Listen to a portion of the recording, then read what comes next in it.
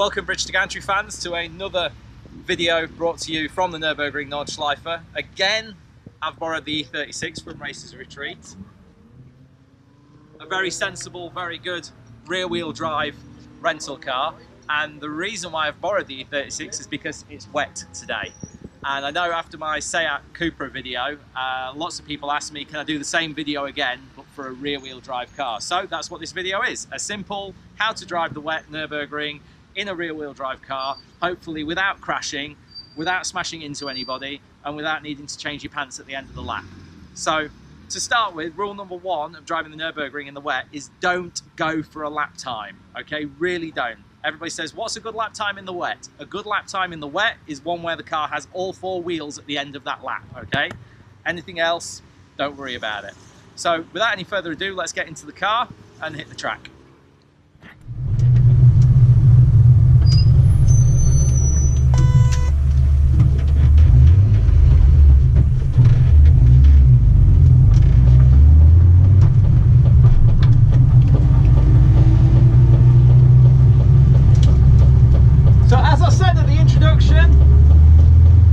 Don't aim for a lap time, just aim to get around the circuit and enjoy it. If that means going really slowly, then do it. Better to drive in the wet slow than not drive at all. A lot of people think that at the Nürburgring you'll randomly crash, and that's what makes people afraid of it. They think that they will crash without any idea of why they're crashing. All you have to do is go slow enough that you understand what's in front of you and what you're going to drive the car over.